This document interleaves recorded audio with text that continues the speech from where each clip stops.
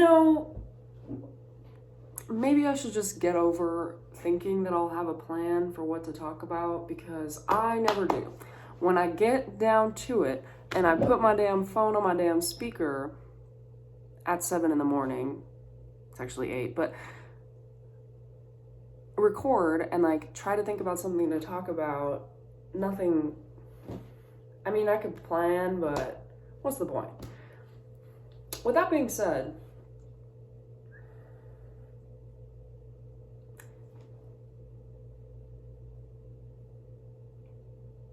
it's all in your head. I was gonna say you should keep living for like millions of reasons, and while that's true, it sort of does just come down to it's all in your head. And that is a really, really hard position to take when you're in it, you know? But it's a really, really liberating thing to realize that when you're out of it, that's the reality. And I don't even know, like, something I struggle with too is the balance between brutality, honesty, and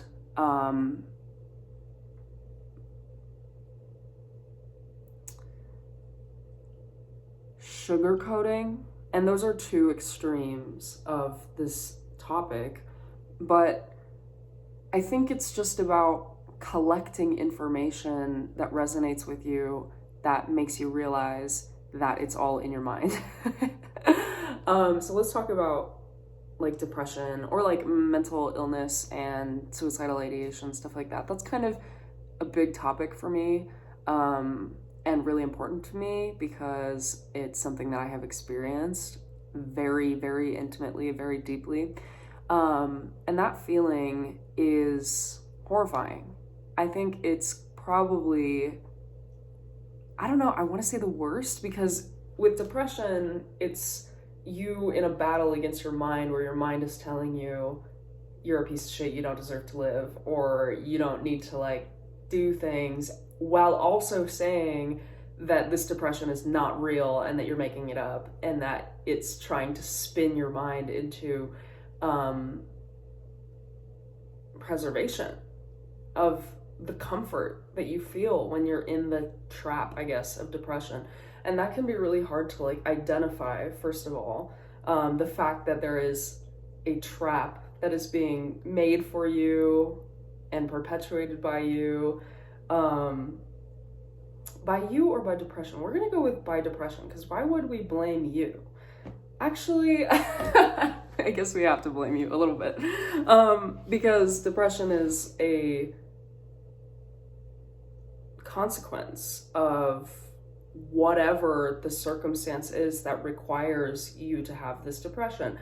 And like, I think that's kind of charged language, because we're flipping the script and saying that you are at fault. But I think that it's important to note that while the onset of depression may not have been your fault, the continuation of the depression is a reflection of the training that which you have received throughout your depression, which is your fault.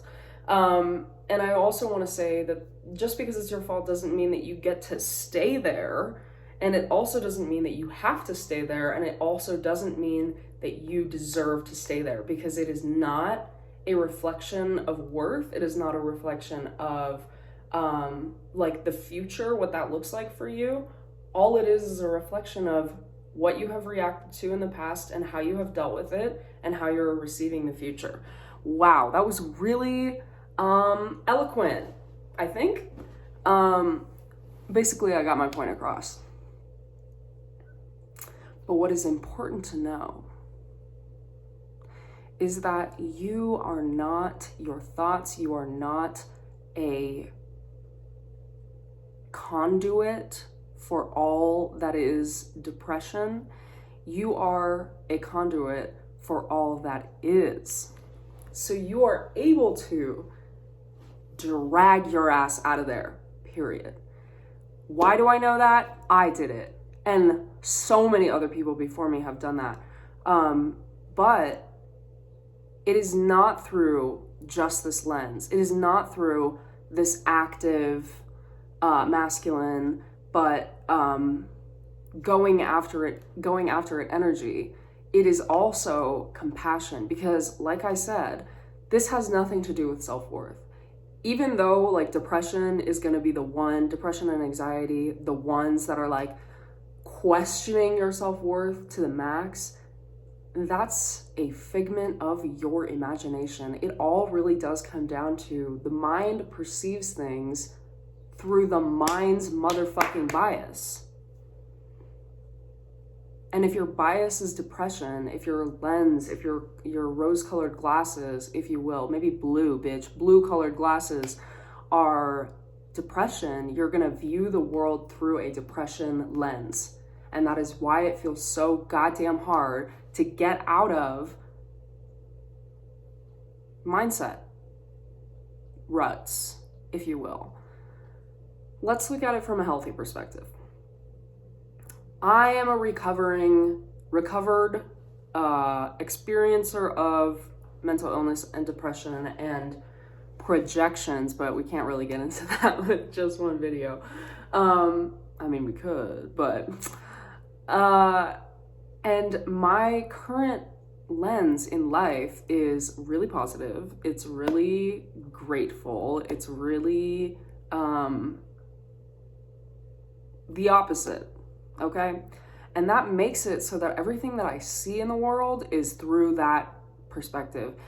It is helpful that I've had the former experience of depression to say, or compare against and feel what is more aligned to my desired existence, because I have seen it. I can identify that the behavior is, or the perspective is flawed, because it is through the perspective of depression, which creates fallacies in your mind about your life. And so I can course correct. And you know, I'm actually thinking right now, I wonder if it's not a fallacy and more like a divine or like fated marker of what you're supposed to experience at that time. But the T with supposed to is that you're supposed to do anything all the time at once in any given moment, period. We can talk about timelines in another video, or at least my perspective on timelines in a more thought out manner in another video. But it's your perspective that shapes your reality. So what do you want to be? Depressed or not fucking depressed? That's another thing. Attaching to something outside of depression is really scary when all it is that you've known is depression. But it actually doesn't have to be a total consciousness flip where you go from like sad and lying in your bed all day to like enlightened and having all of the things that you want in your life. Because I read this somewhere recently. Actually, it was not recently, but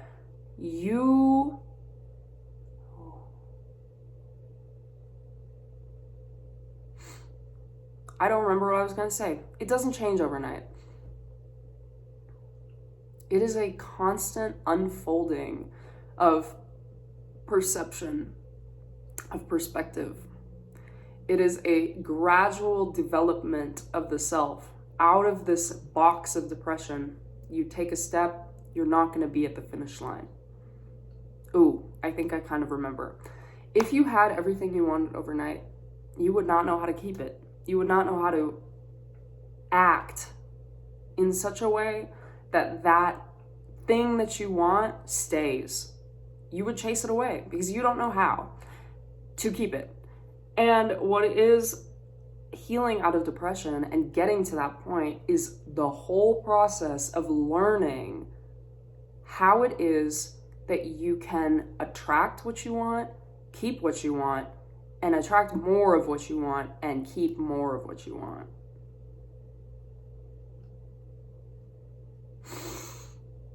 Depression is a liar.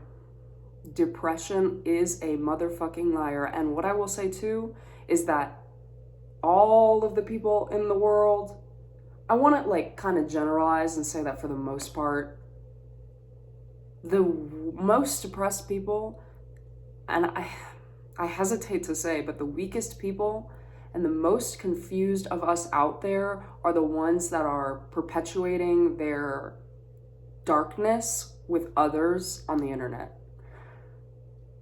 Been there, bitch. I mean, all that it is, though, if you like really get down to the brass tacks, is you are trying to find resonance with people. And the people that you're finding resonance with are the people you're in resonance with, which are depressed people and angry people.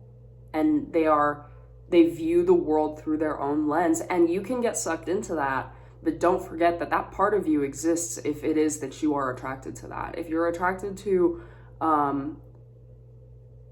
negativity, and take that however you want, but if you're attracted to negativity, you become negative.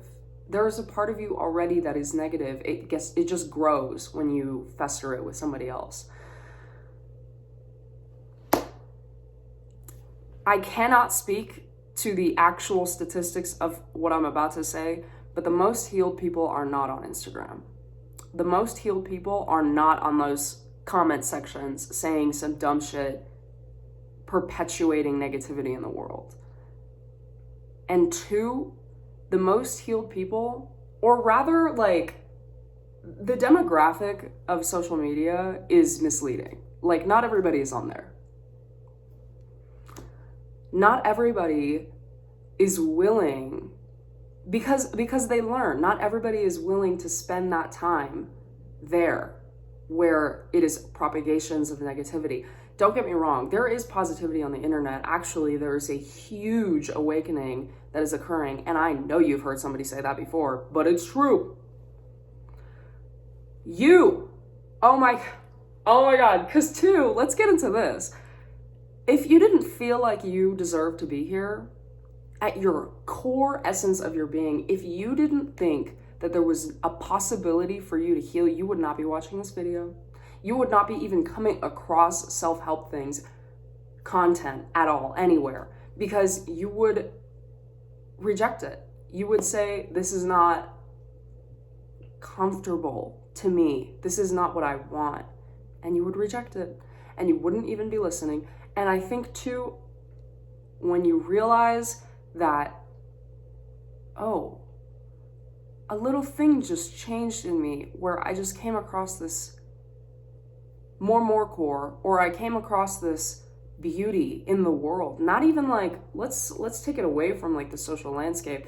If you look into the sky and you see a pretty cloud, or you say hello to a friend, or you see someone you love, that is symbolism that there is more in the world for you. Period. It is up to you whether or not you want to take that, because it is boundless and abound for every single person in the world, because it's there. If you look hard enough, it's there. I think people are, for the most part, predisposed to beauty and predisposed to light. Whether you like it or not, somebody loves you. Whether you accept it or not, choose to accept it or not, somebody loves you. And somebody wants to see you succeed, and somebody wants you to live. Because I think that's what we're getting down to, is that this is a conversation of life or death. If you truly thought you should die, you would be dead. And I know that that is so harsh and like horrible. Honestly, I feel like I even question, is it worth saying that? But I feel that it is, because if I truly wanted to die, if I truly thought in the past years that I have been a depressed, suicidal individual, if I truly wanted to die, I would be dead. But I don't, and I'm here, and I want to spread that to you, because you don't, unless you do. And I also think that that's not a challenge. That's not saying, oh, let's test it out. Do you really want to live? Because your literal breath in this moment is proof that you do. Oh, I hope that's not ignorant. I definitely have imposter syndrome when it comes to like, well, why are you saying that? Because you're not depressed. Bitch, I was. Okay? you're not thinking about killing yourself. Bitch, I was. And maybe that's healing for me to do more, to get into. But the main point is that light exists around you. You are light. You watching this video proves that you are light. And I think that's beautiful, because I think that that means that everywhere in the world there exists somebody just like you, who is in certain, whatever stage that it is, just like you, that takes information from here or people like me, just like you, that can build a greater, better, more beautiful world for all of us to live in. Because it does start on the base level of just human to human interaction, where you and your family and your friends and the people around you that love you can lift you up or be there for you when you get lifted up by yourself. Because as we know, and I mean, as I hope you know, there is nobody coming to save you. It's just you. And that's kind of terrifying, but it's also the most beautiful thing, because that means that it's nobody's responsibility except for you. And there is nobody better suited but you. Because whose life is it? Yours. Not mine. Not your family's and not your friends. And it is just their role to play as a, I don't know why this is coming to mind, but merchant on your journey.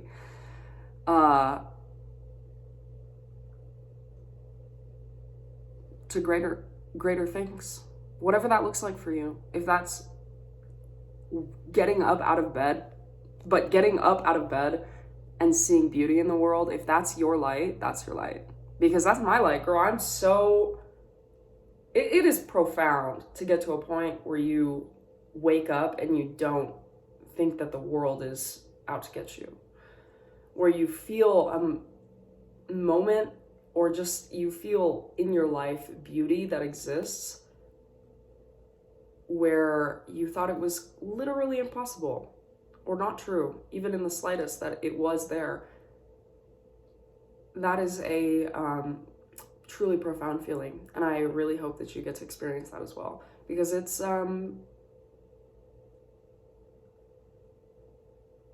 what you deserve. It's what you deserve, and it is not easy to get there.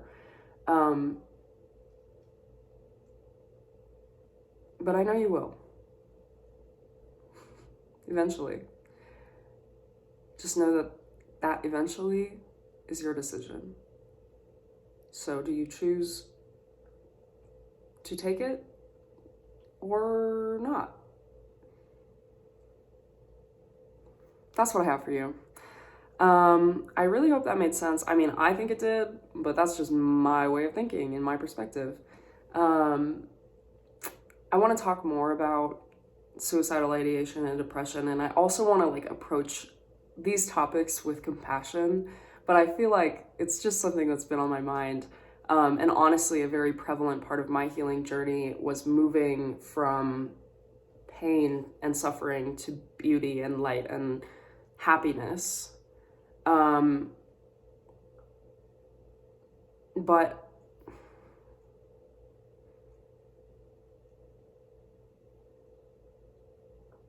what I feel that you need to know at this time is that you're worth it. To you, you're worth it because you're here. Not just in the video or watching the video, but here in the world experiencing things. You, something bigger outside of you, whatever that is, they know. You know. You know. It's gonna be great. Have such a good day. I love you so much, and I will see you next time. Ah!